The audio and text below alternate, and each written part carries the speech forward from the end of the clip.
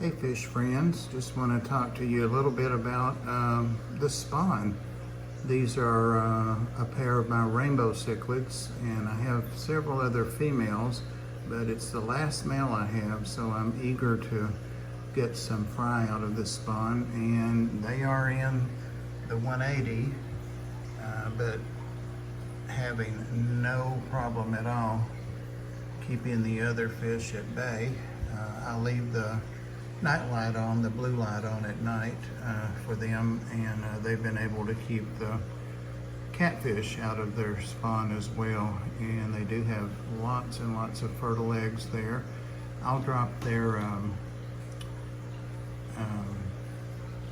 Latin name into the description or the title or both. But I can tell you a little bit about these guys.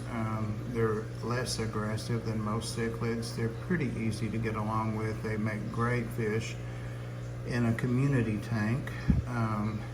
Some people say they're hard to sex, but once you know how to sex them, they're not at all. The female in this pair is smaller.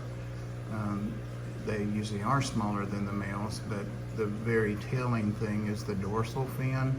Hers has a point on it, but his has a hook. So that's, or I describe it as a hook. It's overly stated, but you can see he's got quite a bit different tip on his dorsal. It's like a hook. So let's see, they're from South America. They can get from 3 to 5. I've had a couple of males get 5.5 inches. These two are siblings. They're from a pair that I had for quite a while, and in fact had them in this 180 when I first set it up. I lost the male initially, and then I brought this male in from the other tank, the species specific tank that I keep them in, to see if I could get a spawn between him and the mother. And that's him on the eggs. They both guard the eggs. Literature will tell you the female does, and that she fans them. They take turns. They're really not like a classic textbook thing. When I have taken all that information and assimilated it, I find that they vary quite a bit from what you can read about them. But they do both guard the eggs and the fry. I've even had pairs before split the fry up. I've had one parent take all the fry away from the other, so after the fry start hatching is the time that you really see their cichlid behavior come out. Back to the story of the son there, the dad of this spawn. He wanted to spawn with the mother, but I think she was too old, and she tried. She had interest and colored up, but just think she was too old by that point. So I brought in the best looking female out of the group that I have, the tank of females. And it's taken 6 or 8, maybe 9 months. It's taken a long time for them to finally spawn. They've colored up lots of times, but this is the first time they put eggs down. This is day 3. I left them without doing a video because I wanted to make sure they were going to be able to protect the spawn, and they have no trouble. If one of the pacu, and you see they've got them separated, if one of those big pacu comes near, they move them right along. So, but there's you know, over 100 gallons that the other fish are utilizing, so they may have 80 gallons of it that they're calling their territory. But everybody ate last night. They didn't have any issue with the other fish coming over and eating around them and above them, as long as they didn't get near that rock. One thing they'll do when the eggs hatch is they'll take the fry, and it's said the mother does that. They both do it. They have a nice pit dug. Oh, there's my up tube from one of my sponge filters. It gets pulled off in this tank, you can imagine.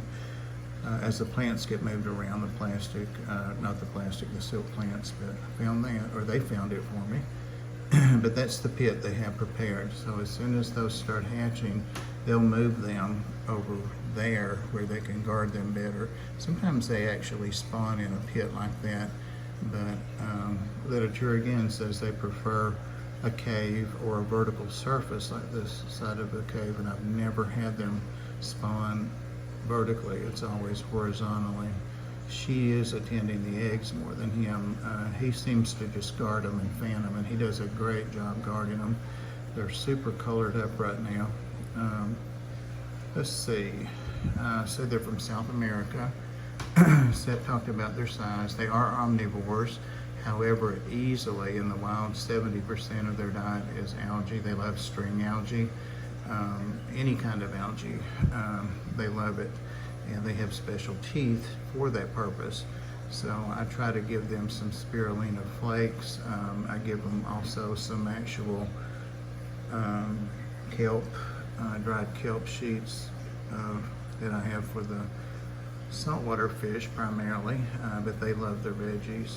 I see someone hiding underneath. Oh, it's a little platinum parrot looking out under the rock there. Anyway,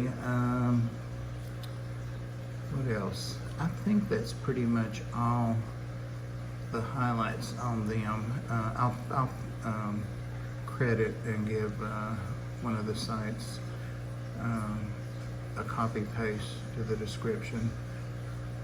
But yeah, rainbow cichlids, and they're great fish. And he's like, oh hell no, where are you going?